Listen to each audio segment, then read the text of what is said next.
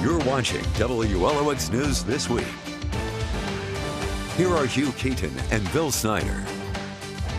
Today is the last day of hurricane season. Joining us for a look back at what was a quiet season for us here in South Mississippi, WLOX Chief Meteorologist Eric Jeansonne. Good to see you on a Sunday morning.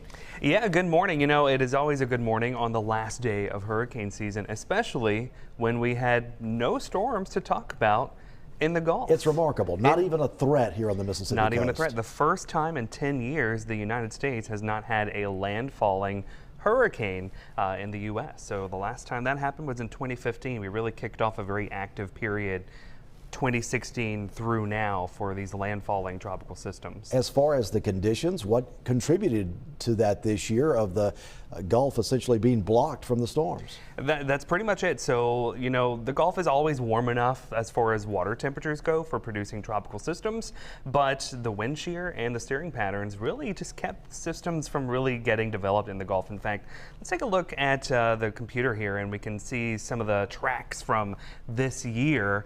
The thing that stands out the most, you see all the tracks from the storms we've had, most of them out to sea across the Atlantic. Of course, we had devastating Hurricane Melissa in the Caribbean. We'll talk more about that in a little bit. But here's the Gulf, and look all the tracks. We had one tropical storm in the Gulf. That was Barry in July, and of course the remnants of that caused some catastrophic flooding.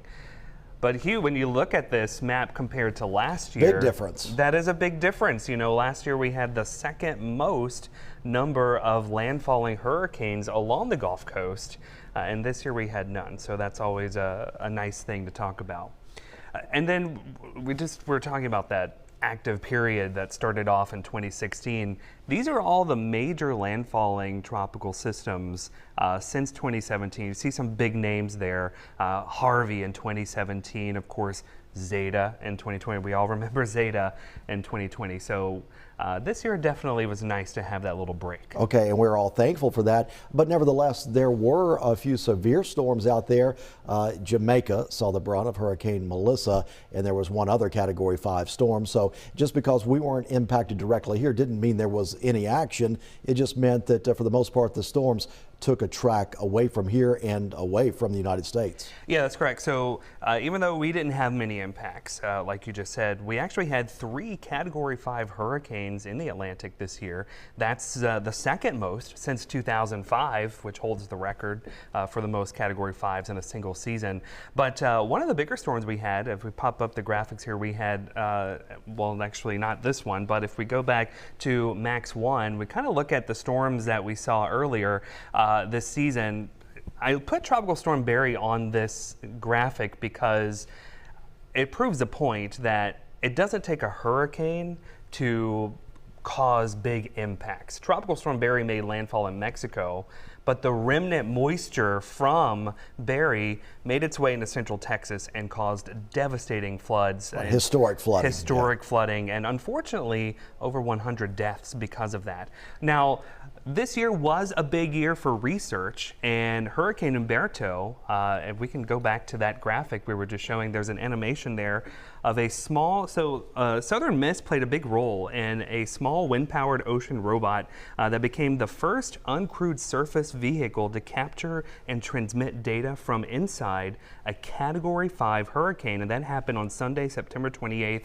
It was part of research done by NOAA, the United Kingdom, and a robotics company called Ocean, and the University of Southern Mississippi. So that is really exciting. And that animation shows where those uncrewed vessels were in relation to the eye wall of Humberto, and they captured some amazing data there. So we know about the work that the hurricane hunters do and have done for many years. Do you expect this type of research to continue and to get more advanced as we go along, maybe even next hurricane season? You know, as you say, the hurricane hunters are instrumental in going into storms and collecting data. I think this unmanned vessel craft that we're seeing that's floating, that is going out into the oceans, I think that is the future. And speaking of the hurricane hunters, For Melissa, they recorded the strongest wind gust of any tropical system of 252 miles per hour with a dropson. That's a little device that the hurricane hunters drop into the hurricanes.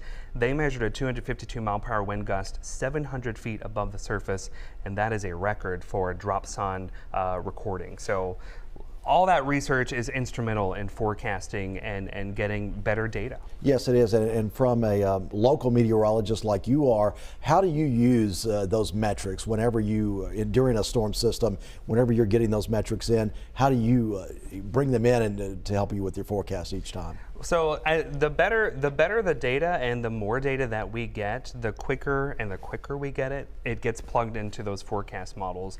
And the better data that you have going into a forecast model, the better the forecast is going to be. So that is instrumental in helping sort of fine tune the track forecast and intensity.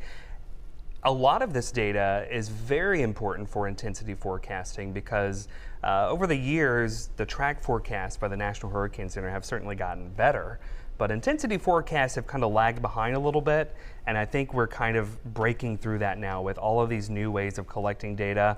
I think the intensity forecasts are going to get better as we go into the future. Okay, real quick now, a quiet hurricane season. Are you concerned at all because it was so quiet? People just might get a little too comfortable going into next year? You know, I think that is always a question, but every year we preach the same thing. It doesn't take a very busy hurricane season to be an impactful one. It only takes one storm to cause major issues. And at June 1st of every year, you need to have your plan. You need to be prepared for whatever may come our way. Okay, Chief Meteorologist Eric Jeansonne, thank you so much for joining us, and enjoy the months that are not in hurricane season now. Absolutely. Maybe we can try to get a little snowstorm again. Snow for a second year in a row. That would be something. Eric, thanks for joining us.